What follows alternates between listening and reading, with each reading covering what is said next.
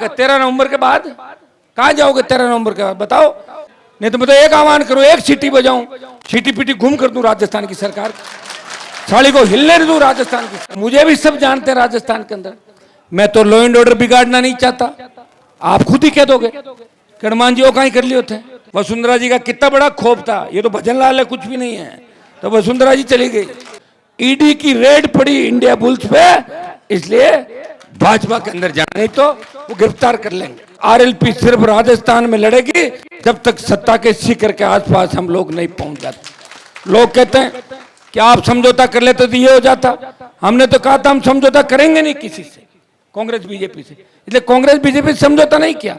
और उस दलित किसान के बेटे से, चंद्रशेखर भाई से समझौता किया जो शेड्यूल कास्ट के भाइयों के लिए लंबी लड़ाई लड़ रहा है। उसका परिणाम ये हुआ कि हम एक हुए राजस्थान के अंदर, और उनको ये हुआ कि वो भी एमपी बन के और मेरे साथ दिल्ली के अंदर, दोनों आपके लिए लोकसभा के अंदर हमेशा लड़ते हुए नजर आते हैं।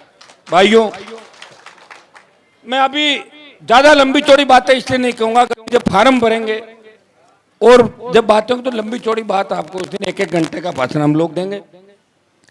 आज मुझे इस बात की खुशी हुई कि जरा से मैसेज में आप 1000-1500 से ज्यादा संख्या में आए और प्रमुख लोग आए।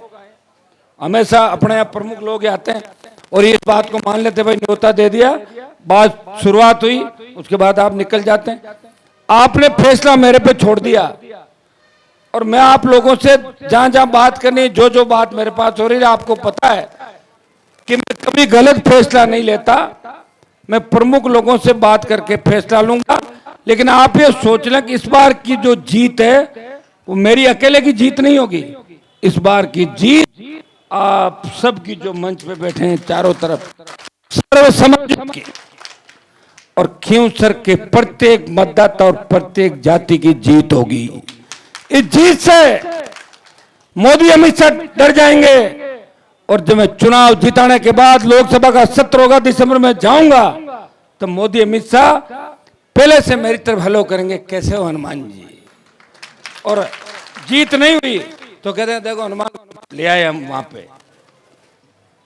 हमारे लोगों का यूज करके मुझे पता है कि आप लोग हर परिस्थिति में मजबूत रहोगे। जैसा नारायण ने बताया, सरकार है, आप इससे अंदाज लगा सकते हो कि 5 करोड़ रुपए जो मैंने एमपी के थे वो सारे खींवसर में लगा दिए, लेकिन फिर भी काम चालू नहीं होने दे रहे हैं। कह रहे सब आचार संहिता लगी। आप तो सरपंच हो सारे, जब एफएस निकल जाती है और इश्यू हो जाते हैं, फिर कौन सी आचार संहिता बताओ मुझे, रुकवा दिया काम। सारे वीडियो इन जैन कह रहे 10 दिन काम मत करो, छुट्टी पे चले जाओ, कर लो, तुम्हारा पेमेंट नहीं करेंगे। हमारे एमी लाल जी बैठे सामने, कल जिस सीआई से मिलने गए राम राम करने, अंदर किसी का फोन, वो सीआई अंदर घूम के इनके पास जाके और इनकी गाड़ी पकड़वा देता बाहर। बताओ क्या आपके काले कांच हैं? जुर्माना कहीं बैठे देखो सामने बोजाज के, इनके वहां टेलीफोन आया कि सीआई साहब आपसे जो है उसको पकड़ लो। अब बताओ सीआई को पूछो कि तेरा तो रिश्तेदार है ये, तेरे रिश्तेदार को तो खुद ही पकड़ रहा है गाड़ी। बस अरे क्या हो जाएगा 13 नवंबर के बाद? कहाँ जाओगे 13 नवंबर के बाद बताओ। इस एसपी को जानता हूं मैं लंबे समय से, कोई तीर नहीं मारा इसने कोई बड़ा, मैं जानता हूं इसका सारा हिस्ट्री इतिहास जानता हूं, जब ये टीचर था तब से जानता हूं मैं। और मुझे भी सब जानते हैं राजस्थान के अंदर। मैं तो लॉ एंड ऑर्डर बिगाड़ना नहीं चाहता। आप खुद ही कह दोगे कि हनुमान जी वो कहीं कर लिए थे। नहीं तो मैं तो एक आह्वान करूं, एक सीटी बजाऊं, सीटी पीटी घूम कर दूं राजस्थान की सरकार, साड़ी को हिलने दूं राजस्थान की सरकार को। 5 लाख लोग आ जाए, कहां से एसपी, कहां से आईजी, कौन से डीजी, सब देखे मैं राजस्थान के अंदर। यही तो काम कर रहा हूं और कर क्या रहा हूं। मैंने यही तो विद्या सीखी है कि संघर्ष। वसुंधरा जी का कितना बड़ा खौफ था, ये तो भजन लाल है, कुछ भी नहीं है। तो वसुंधरा जी चली गई। गहलोत साहब के बेटे को हराने के बाद जिस तरह कांग्रेस ने यहां गुंडागर्दी करी उस समय, उस चुनाव के अंदर, तब आप बताओ क्या खौफ था। फिर भी आप लोग सत्ता के उस पर पहुंच गए। भाइयों, इस चुनाव में मैं इतना ही आपको कहूंगा, आप एक बार बात सुनो, इधर मेरी बात सुनो। 5 करोड़ एमपी का पैसा और 5 करोड़ एमएलए कोटे का पैसा। आप बताओ 23 नवंबर में कौन एमएलए बना खींवसर का? मैं बना, आपने जिताया। और अब कौन सा महीना आ रहा वापिस? नवंबर। 1 साल का बजट कौन खर्च करेगा जब तक दूसरा एमएलए नहीं बन जाता? मैं करूंगा। मैंने लिखा, मैं हाई कोर्ट गया, फैसला भी आएगा हाई कोर्ट का, हो सकता है आजकल में लेट हो जाए। 5 करोड़ वो रोक लिया और 5 करोड़ ये जो मैंने जिले की जनता से माफी मांगी। मैंने कहा वोट आप सबने दिए हैं, लेकिन चुनाव है खींवसर के अंदर, मैं बिजली में पैसा दूंगा, मैं लाइटें लगाऊंगा, हाई मास्क, मुझे पैसे की जरूरत है। लोगों ने कहा आप हनुमान जी खींवसर लगा दो, हमारे 4 साल का बजट, मैंने सारा पैसा खींवसर के अंदर निकाल दिया। और आप चिंता नहीं करें, आज कल में वो सारी चीज हम सोशल मीडिया पे और अखबार में वायरल करेंगे। ये पैसा, ये वित्तीय स्वीकृति, ये संख्या, उसके बाद आपको जब कागज आ जाए ना, और फिर कोई बीजेपी वाला आके पूछ ले कि थारे मैं काम कराऊं, आप कहना कि मेरे पास तो कागज आ गया, काम चाहे 13 तारीख बाद होगा या 13 से पहले होगा, मेरे पट्टा मिल गया। इस बात का ध्यान रखना।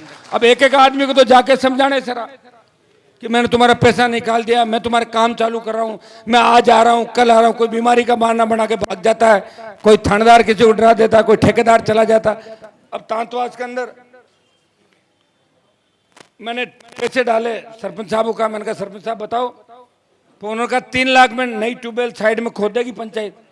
मैंने 3 लाख रुपए की एपे जारी कराई। रात को बीजेपी वाला गए कि गाड़ी 3 बार चढ़ाई करे, मैंने बाहर लेकर चालू कर के बेकट साहब का पैसा कटे बताओ। तो पैसे को रोकने थोड़ी गए, तो कागजों में जाते पैसे सारे सारे, क्या भाई ले बताओ मान। अब बताओ कैसी तरह की बातें आप यही बरगलाना लोगों को। और लोग भी देखो कि साहब कहीं गड़बड़ तो नहीं हो जाए। अरे गड़बड़ अभी तक नहीं हुई, तभी तो मोदी, अमित शाह, भजन लाल, उपराष्ट्रपति सब पूरे इलाकों के अंदर आ गए, तमाम सब लोगों को यहाँ ले आए आपका एक एक सार सामान लेने के लिए। कौन मना कर रहा भजन लाल को बताओ मुझे? 10 महीने हो गए, खजवाना का जीएसएस बना के चालू कर देते। मैंने मना क्या किया? मैंने मना क्या क्या कि जीएसएस रोको।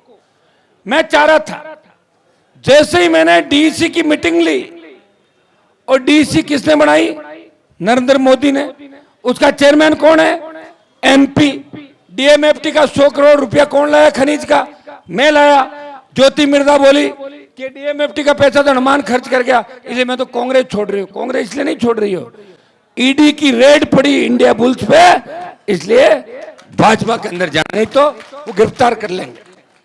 तो भाइयों, डीसी की मीटिंग करके मैंने कहा खजवाना, गोदारों की ढाणी और करणू 132 तुरंत किए जाए। और मैंने 2 दिन पहले कहा, मैंने कहा भजन लाल जी क्या मोदी को भी नहीं मानते? मान लिया ना।